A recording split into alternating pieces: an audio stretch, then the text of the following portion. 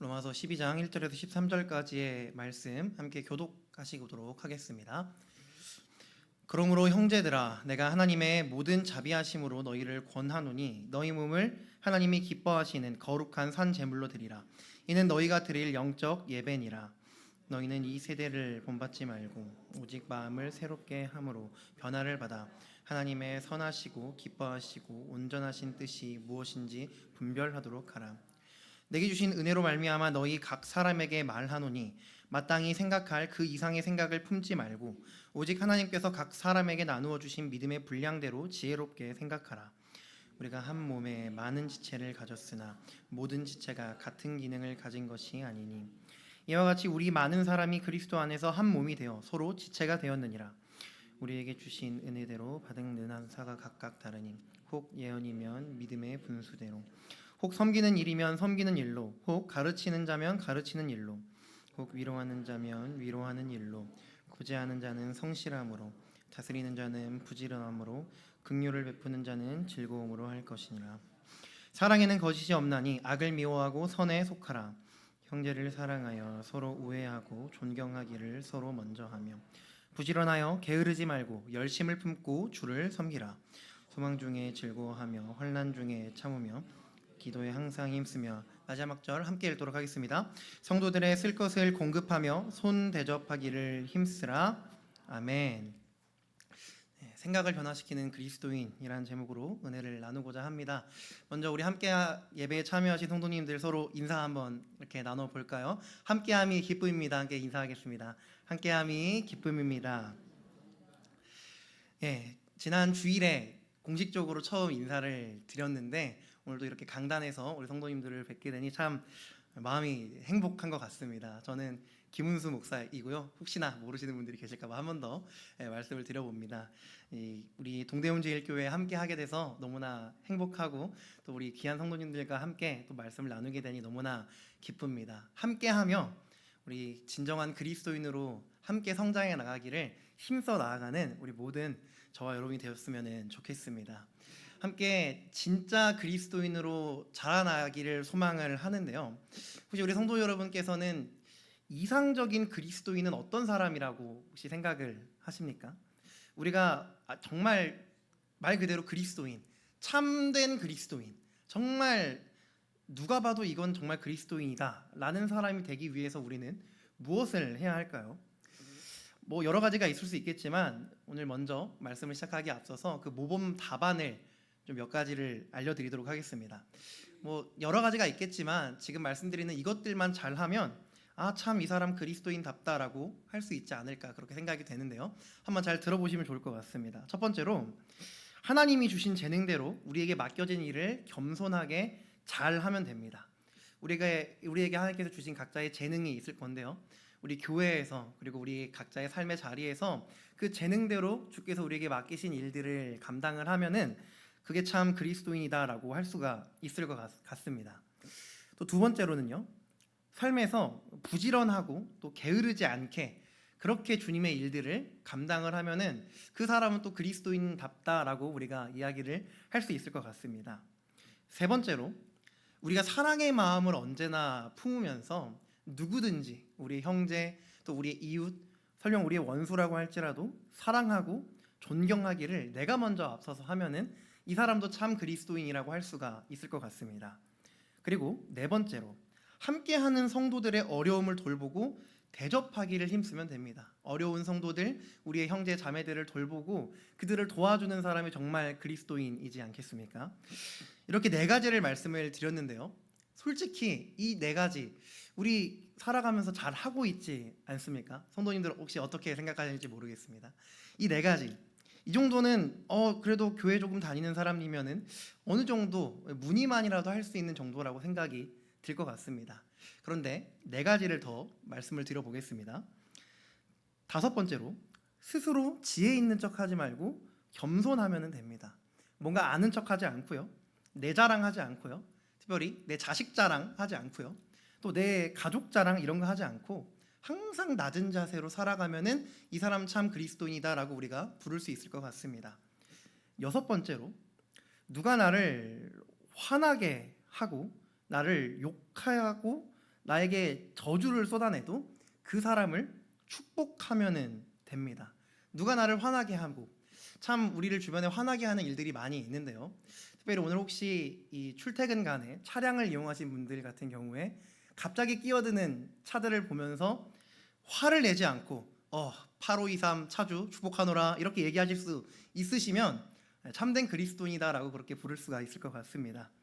그리고 마지막으로 내가 정말 힘들고 죽을 것 같고 괴롭고 소망 하나 없어도 언제나 기뻐하고 즐거워하면서 하나님께 기도함으로 인내할 수 있으면 그 사람은 참 그리스도인이다라고 얘기할 수가 있을 것 같습니다. 이 뒤에 말씀드린 이것들, 이 세 가지 혹시 돌아보시면서 어떤 생각들을 하시는지요? 저는 솔직히 누가 나를 화나게 해도 그것을 참고 축복할 수 있다는 것에 위배가 될 것 같습니다. 저는 끼어드는 차들을 참는 걸 쉽지 않아 하기 때문에 그런 쪽에도 화를 좀 많이 내는 것 같습니다. 어떠신가요? 사실 이 몇 가지가 개수로만 보면 몇 가지 안 되는 일들일 수 있겠지만 우리 혹시 이것들을 다 할 수 있을까요? 그런데 이것만 하면은 저 사람 참 그리스도인이다라는 소리 들을 만한 사람이 될 수가 있습니다. 하지만 이것들 실천하기가 쉽지가 않죠. 어렵습니다. 사실 불가능하다고 봐도 무방할 것 같습니다. 왜 그럴까요? 왜냐하면 우리가 연약한 존재들이기 때문입니다. 우리가 잘 아는 것처럼 우리는 주님의 은혜로 구원을 받았고 또 하나님의 자녀가 되는 권세를 누린 사람들이지만 우리의 옛사람의 본성이 아직도 우리 안에 남아 있습니다. 그로 인해서 성경이 항상 우리에게 거룩하게 살아가는 방법과 또 그리스도인답게 살아가는 방법을 언제나 제시하고 있음에도 불구하고 우리는 그대로 살아갈 수가 없게 되는 것이죠. 그래서 사실 우리는 우리가 구원을 받은 사람인 것을 알기에 우리가 말씀대로 살아가지 못하는 순간을 마주하게 된다 할지라도 낙담할 필요가 없다는 것을 우리 모두가 알고 있습니다. 왜냐하면 우리의 옛사람을 죽이는 일, 나의 죄악된 본성과 습관을 죽여가는 일은 우리의 사실 평생에 해가야 하는 일입니다. 이것을 우리가 성화라고 이야기를 하죠. 이 성화는 주님 다시 오실 그날에 완성되는 완전한 변화, 곧 영화의 날까지 계속해서 우리가 이 땅에서 감당해 나가야 하는 일들입니다. 그렇기 때문에 설령 우리가 이 말씀대로 살아가지 못하는 순간이 온다 할지라도 나는 정말 잘못된 사람이다. 나는 예수를 알지 못하는 사람이다. 나는 그리스도인이 아닌가 봐. 이런 식으로 우리가 낙담할 필요가 전혀 없다라고 하는 것이죠. 그런데 반대로 이런 생각 혹시 해보신 적 있지는 않으십니까? 매번 우리가 같은 죄를 지으면서도 정말 말씀대로 살아야 하는데 거룩하게 살아야 되는데 안 바뀌네. 그렇지, 나는 연약한 죄인이니까 그럴 수 있지, 다음에 좀 더 잘해야겠다 라고 이렇게 속으로 생각은 하면서 똑같은 죄들을 매번 반복해서 짓는 겁니다. 사실 우리가 짓는 죄들이 여러 가지가 있겠지만 같은 죄를 계속 짓는 경험들 아마 한 번씩은 해보시지 않았을까 그렇게 생각이 되는데요. 우리의 옛사람의 본성이 남아있기에 물론 우리는 그 죄의 굴레를 꺾어내는 것이 굉장히 힘이 듭니다. 성화의 과정을 계속해서 거쳐 나가야겠죠. 하지만 우리가 연약한 존재라고 하는 것이 내가 계속해서 죄를 짓고 내가 변화하지 않아도 되는 이유의 증거가 되지는 않습니다. 그러니까 우리가 삶에서 살아가면서 짓게 되는 내 스스로 자연스럽게 짓게 되는 가볍게 여겨지는 그 죄들을 우리가 짓는다고 할지라도 나의 연약함이 또 나의 죄악된 본성이 나의 습관이 그것들을 합리화할 수 있는 면죄부가 될 수 없다라고 하는 것이죠. 어차피 내가 할 수 있는 일은 없으니까 내가 노력해봐야 내 본성을 바로 해결할 수 없는 것이고 나중에 주님이 다시 오셔야 내가 완전히 변화되는 것이니까 적당히 다른 믿음의 일들을 잘하면서 지내고 죄 지을 때마다 회개하면 그렇게 살면 되는 거지 라고 하는 생각, 그런 생각들이 혹시 우리 안에 있지는 않는지 한번 돌이켜봐야 한다라고 하는 것이죠. 성도 여러분, 여러분은 어떠십니까? 우리가 매번 짓는 죄들에 대해서 우리는 어떤 마음을 가지고 있습니까? 혹시 그것들에 대해서 너무 묻어내지지는 않으셨습니까? 가끔 우리가 던지는 막말이, 우리의 날선 말과 행동이, 운전을 하면서 누군지도 모르는 그 사람에게 던지는 우리의 욕지거리가 분명 그리스도인다운 행동이 아닌 것임을 우리가 알고 있음에도 불구하고 상황이 어쩔 수가 없었다고, 저 사람이 나한테 잘못한 거라고. 나의 연약함 때문에 내가 이거를 꺾지 못하는 게 어쩔 수 없는 거라고. 그렇게 이야기하면서 우리 스스로의 삶을, 우리의 악한 삶을 합리화하고 있지는 않았냐라고 하는 것입니다. 이 말씀을 전하는 저 또한 이 사실에서 벗어날 수가 없습니다. 우리 모두 사실 마찬가지인 삶을 살아가고 있으리라 그렇게 생각이 됩니다. 그렇다면 이 죄의 합리화의 늪에서 우리가 벗어나기 위해서 우리는 어떻게 해야 할까요? 진짜 그리스도인다운 삶, 누가 봐도 정말 저 사람은 그리스도인이다 라고 하는 그런 삶을 살아가기 위해서 우리는 무엇을 어떻게 해야 할까요? 오늘 우리는 로마서 12장의 말씀을 읽었습니다. 사실 너무나도 유명한 말씀이죠. 크게 본다면 로마서 12장은 로마서 1장에서 16장 이 전체를 반으로 나누는 기준이 되는 장입니다. 정확하게는 로마서 12장 1절과 2절 말씀이 바로 그 역할을 하는데요. 11장까지, 로마서 11장까지는 바울 복음의 진수가 등장을 합니다. 그가 많은 사역을 감당하면서 또 말씀을 상고하고 그것을 연구하며 가르치면서 바울이 가지고 있는 복음의 모든 것들이 그것에 담겨 있습니다. 그리고 12장에 들어서는 그 복음, 예수 그리스도를 믿음으로 말미암아 사람들에게 나타나야 되는 구체적인 삶의 양식들, 삶의 양식들이 등장을 합니다. 그것이 12장 3절 이하의 말씀들이죠. 그리스도인이라면 이런 삶을 살아간다. 그리스도인은 이렇게 생활한다의 표본이라고 바로 할 수가 있습니다. 사실 제가 설교의 서두에 여러분께 함께 나누었던 7가지의 그리스도인다운 삶, 이 모습은 사실 오늘 본문인 로마서 12장 3절 이하의 말씀을 조금 풀어서 여러분들께 말씀을 드린 것이었습니다. 그 내용을 토대로 말씀을 드렸던 것인데요. 이것들을 우리가 지킬 수 있으면 참 그리스도인다운 삶이라고 할 수 있겠으나 사실 그것이 불가능에 가까웠다라고 하는 것이죠. 그런데 바울은 그러한 이상적인 그리스도인의 행동, 그리스도인의 삶을 살아낼 수 있는 방안을 우리에게 제시를 합니다.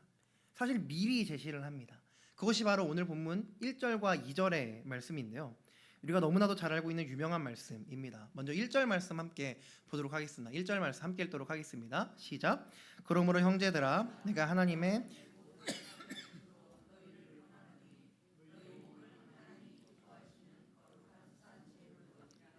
이는 너희가 드릴 영적 예배니라. 아멘. 사실은 이 말씀 한 절에 담겨있는 의미들이 너무나도 많습니다. 이것들을 하나하나 다 파헤치려 한다면 사실 이 밤이 다 지나도 시간이 좀 부족하다고 생각이 됩니다. 특별히 오늘 우리가 함께 나누면서 1절 말씀 가운데 우리의 몸을 하나님께 드리는 것이 영적인 예배다라고 얘기했던 이 바울 사도의 말에 주목을 해보려고 합니다. 몸을 하나님께 드린다라고 하는 것, 이것은 어떤 의미가 있을까요? 이것을 문자 그대로 보자면 혹시 우리의 몸을 구약시대의 제물처럼 하나님께 드려야 되는 것이 아닌가? 네, 물론 아닙니다. 어떤 사람들은 이 몸을 드린다라고 하는 것에 대해서 하나님께 대해서 우리가 구체적으로 헌신을 하는 것을 의미한다라고 그렇게 이야기를 합니다. 예를 들어서 교회에서 우리가 봉사를 많이 하는 것이죠. 조금 눈에 보이는 봉사를 하는 것입니다. 찬양대에 서고 대표 기도를 하고 또 누구나 보기에 저 사람 교회에서 봉사 헌신 잘하는구나 라고 하는 그렇게 여겨지는 행동들을 하는 것이라고 보는 사람들도 있습니다. 하지만 우리가 하나님께 우리의 몸을 드린다라고 하는 이 말은 그런 차원에 국한되는 것이 아닙니다. 몸을 드린다라고 하는 것은 우리의 전 인격을 드린다라고 하는 말인데요. 조금 쉽게 이야기하자면 교회에서 우리가 하나님 앞에 비춰지는 우리의 행동들, 우리의 삶들 뿐만이 아니라 우리의 교회 밖에서의 나의 삶까지도 모두가 하나님을 섬기는 자리가 되어야 한다라고 하는 이야기입니다. 우리는 가정에서의 나의 삶을 하나님께 드려야 하고요. 또 우리는 직장에서의 나의 삶을 하나님께 드려야 합니다. 하물며 우리 동네 친구들끼리 가지는 커피 티타임 중에서도 우리는 그 시간을 하나님께 드려야 한다라고 하는 것입니다. 심지어는요, 바울은 이러한 것을 단순히 하나님께 우리가 몸을 드린다라는 고 하는 것에서 끝나는 것이 아니라요, 이것을 예배라고 표현을 합니다. 영적 예배라고 표현을 하죠. 삶의 예배라고 하는 개념이 바로 여기서 등장을 하는 것입니다. 우리가 교회에서 올려드리는 그 교회에서 드리는 예배의 자리뿐만이 아니라 우리 개인의 삶 속에서 일어나는 모든 일들이 예배가 되어야 한다라고 하는 것이죠.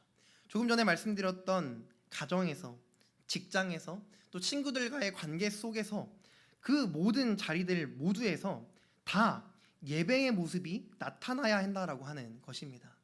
그런 의미에서 우리 성도 여러분, 우리의 삶이 변화하지 않는다라고 하는 것, 설교의 서두에 말씀드렸던 우리 스스로의 모습을 합리화하면서 우리 자신의 모습이, 우리 자신의 삶이 변화하지 않는다라고 하는 것은 결코 우리가 그것을 그냥 두고 봐서는 안 되는 일이라고 우리는 볼 수가 있습니다.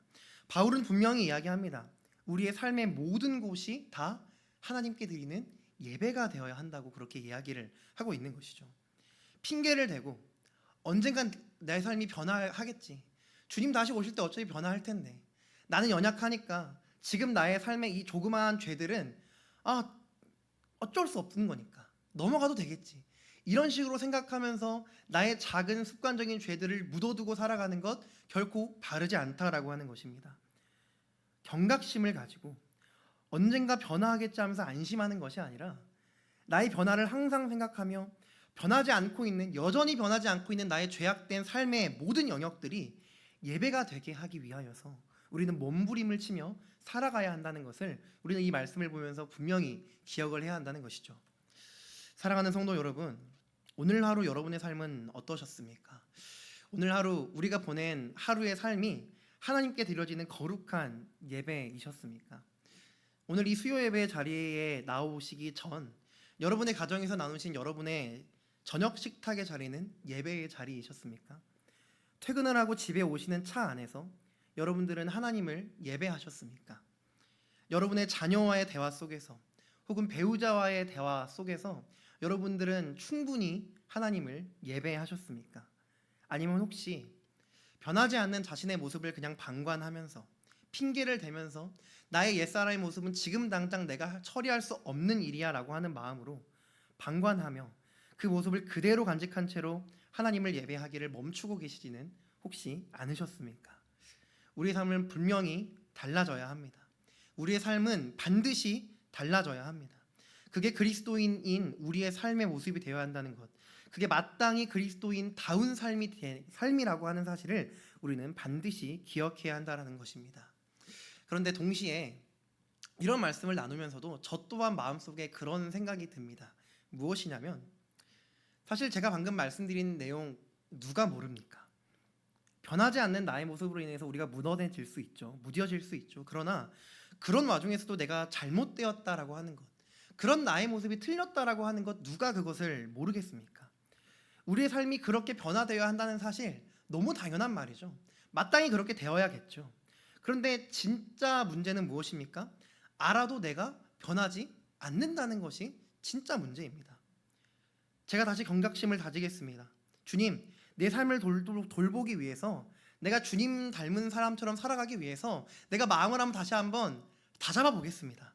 그런 이야기 주님께 드리면서도 그럼에도 불구하고 달라지지 않는 나의 삶을 또다시 우리가 삶의 자리에서 마주하게 될 때 그런 우리에게 우리는 어떻게 해야 하냐는 그런 질문이 당연히 생길 수밖에 없게 되는 것이죠.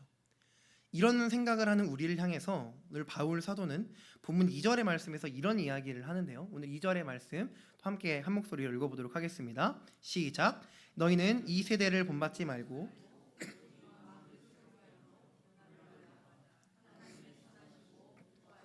온전하신 뜻이 무엇인지 분별하도록 하라.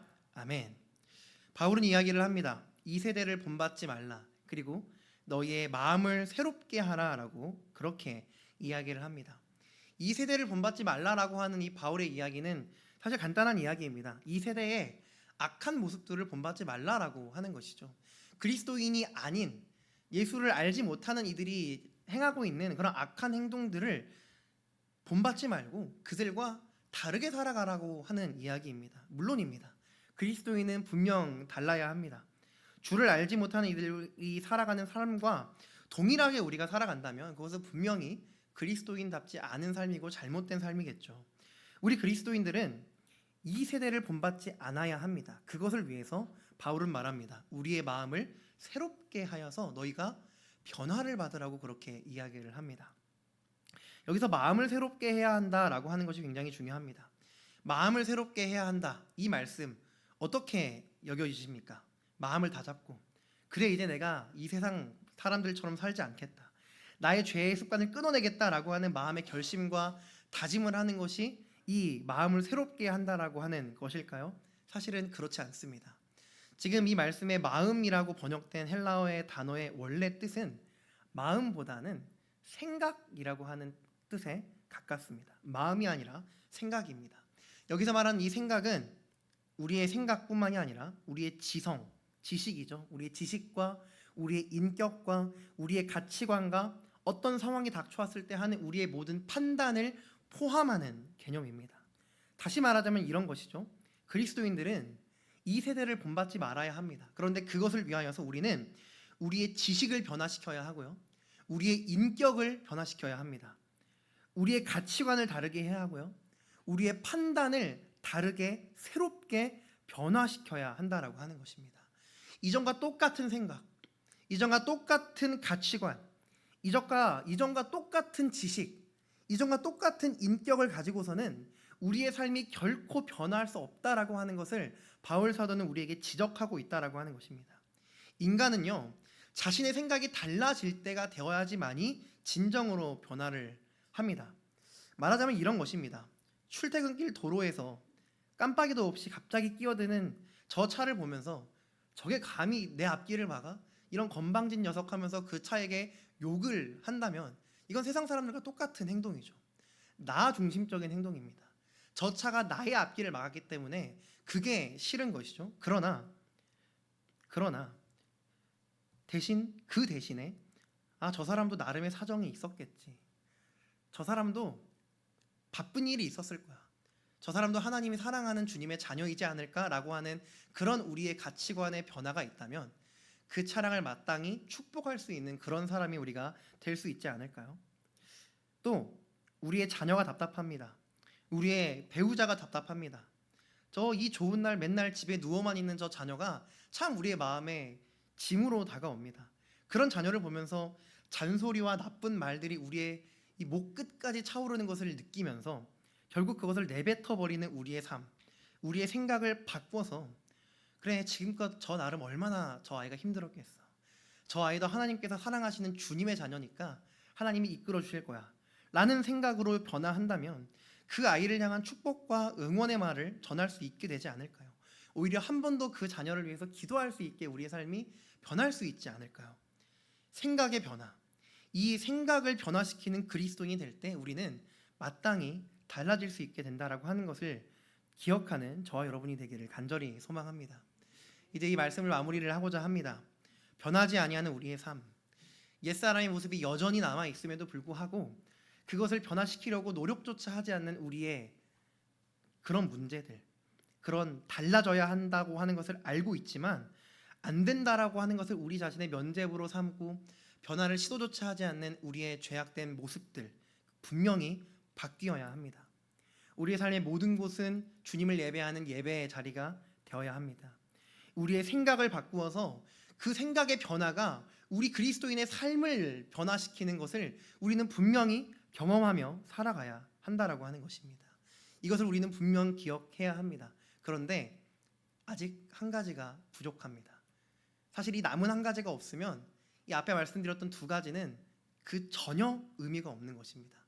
이 두 가지에 필요한 또 한 가지, 사실은 전부인 한 가지, 그것은 바로 우리 안에 내주하시는 성령의 도우심입니다.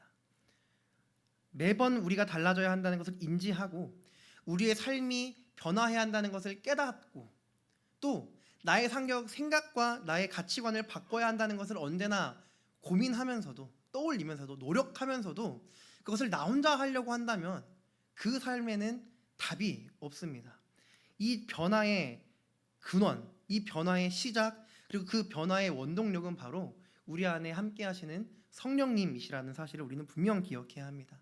우리가 믿고 주의 자녀가 된 것도 주님의 은혜요, 우리가 살아가는 모든 삶의 순간도 주님의 은혜요, 그리고 우리의 옛사람의 모든 속박을 벗어버리고 우리의 삶을 변화시킬 수 있는 모든 것도 사실은 주님의 은혜에서 출발한다는 사실을 우리는 분명히 기억해야 합니다. 사랑하는 성도 여러분, 오늘의 이 말씀을 기억하시며 우리를 도우실 성령을 믿음으로 말미암아서 우리의 옛사람의 본성에서 벗어나 진정한 그리스도인으로서의 변화를 이루어 가시는 저와 여러분이 되기를 축복합니다.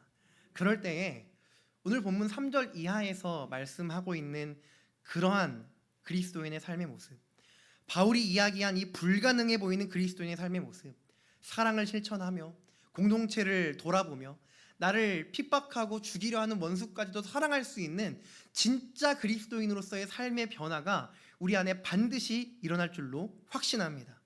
그것을 우리는 분명 발견하게 될 것입니다. 다시 넘어지더라도 실패하더라도 다시금 또다시 일어서서 진정한 그리스도인으로서 온전히 서게 되는 저와 여러분이 되기를 축복합니다.